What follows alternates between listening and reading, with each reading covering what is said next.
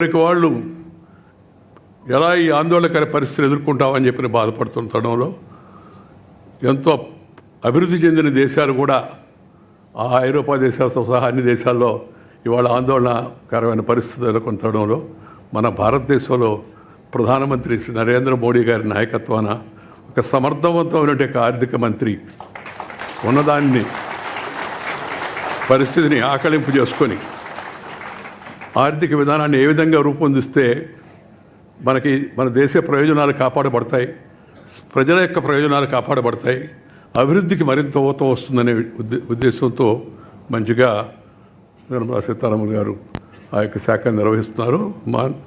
నీకు నా అభినందనలు. ఎందుకంటే నేను ఇప్పుడు అక్కడ చెప్పడానికి సభలో లేను. సభలో ఉన్నప్పుడు కూడా మాట్లాడేదానికి అవకాశం ఇచ్చేవాడినే కానీ నేను మాట్లాడడం కాదు, చైర్మన్ మాట్లాడడం కాదు కదా, మామూలుగా అందరూ మాట్లాడడానికి అవకాశం కల్పించాలి. ఈరోజు మన రాష్ట్ర ముఖ్యమంత్రి చంద్రబాబు నాయుడు గారు ఉన్నారు కాబట్టి ఒక మాట ఆయన గురించి కూడా చెప్పాల్సి ఉంది. చంద్రబాబు నాయుడు పరిపాలనా అధ్యక్షుడు, దాంట్లో రెండో వాళ్ళ అనుమానం లేదు ఎవరికి. అభివృద్ధి కాముకుడు, ఆలోచనలు కూడా మంచివి, కానీ ఆలోచనలు చాలా ఎక్కువగా ఉంటాయి. అదే సమస్య.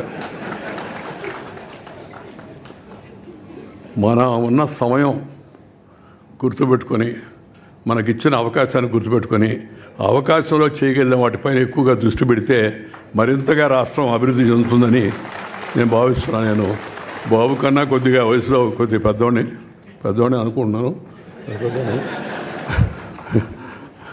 మేమిద్దరం మొదటి నుంచి కూడా నేను ఒక తమ్ముడు కానీ సోదరుడు కానీ భావించేవాడిని, అలాగే మాట్లాడుతూ ఉండేవాడిని.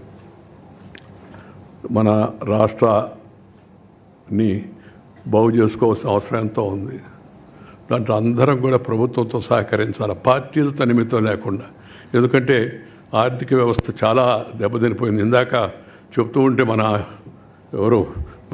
మన కామెంటేటర్ మన రాష్ట్రం మన దేశం అని ఎంత పట్టుబడులు వస్తున్నాయని అవన్నీ అసలు లెక్కలన్నీ చెప్పకుండా నిర్మలా సీతారామన్ ఏంటది వీళ్ళకి అన్నీ బాగున్నాయి మళ్ళీ ఇంకేం పదేది అనుకుంటుంది. ఏం చెప్తున్నాను నేను పక్కన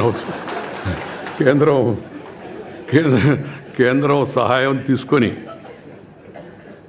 సహాయం తీసుకొని రాష్ట్రానికి తక్షణ అవసరాలు అవుతున్నాయో వాటిని ప్రయారిటైజ్ చేసుకొని రాష్ట్రాన్ని మంచి పదంలో తీసుకెళ్లాలని చెప్పని నేను కోరుకుంటున్నాను.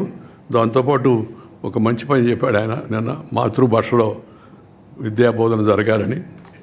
చాలా చాలా సంతోషం.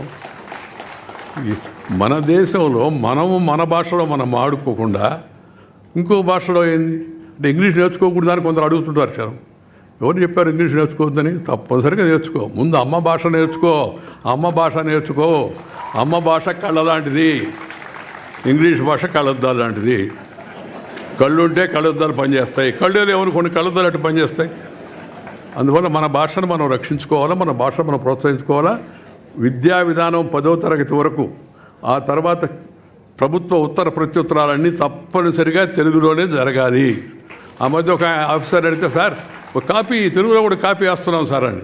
ఏమంత దౌర్భాగ్యం మాకు తెలుగు వాళ్ళకి తెలుగులో కాపీ వేయడం, ఇంగ్లీష్లో ఏంటి కాపీ ఒకటి వాళ్ళకి కావాలంటే.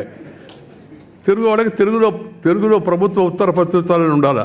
ఆ విషయంలో కూడా శ్రీ చంద్రబాబు చొరవ తీసుకొని పరిస్థితిని మరింత మెరుగుపరుస్తాడని చెప్పి నేను భావిస్తూ ఉన్నాను. ఈరోజు ఒక మంచి కార్యక్రమం సందర్భంగా నలుగురం కలిసి ఒక వేదిక మీదకి వచ్చి కొన్ని విషయాలు మాట్లాడుకునే అవకాశం లభించింది. నేను ఇందాకే చెప్పాను, నేను రాజకీయాల్లో లేను, కానీ ఆలోచనలు అయితే బాగుంది. ఆలోచన చేస్తుంటాం మామూలుగా. మనం చెప్పాను, నేను రిటైర్డ్ బట్ నాట్ టైర్డ్. పదవీ విరమణ చేశానే కానీ పెదవి విరమణ చేయలేదు. అందువల్ల దేశం రాష్ట్రంలో జరుగుతున్న పరిస్థితులపైన నా ఆలోచనలకు అనుగుణంగా నేను తిరుగుతూ ఉంటాను, నాకు చెప్పదలుచుకొని చెప్తుంటాను. ఎవరి దాన్ని ఉద్దేశించింది కాదు, ఎవరికి చెడు సంకల్పించేది కాదు. నాకున్న అనుభవాన్ని జనంతో పంచుకోవాలనే ఉద్దేశంతో నేను రాయడం కానీ లేకపోతే మాట్లాడడం కానీ ట్వీట్ చేయడం కానీ చేస్తాను తప్పితే మరే కూడా కాదు. ఈ విషయాన్ని అందరూ కూడా అర్థం చేసుకుంటారని నేను భావిస్తున్నాను. నాకు ఈరోజు ఈ అవకాశం కల్పించిన దగ్గుపాటి వెంకటేశ్వరరావు గారికి కృతజ్ఞతలు తెలియజేస్తూ మీ దగ్గర సెలవు తీసుకుని నమస్కారం. జై హింద్.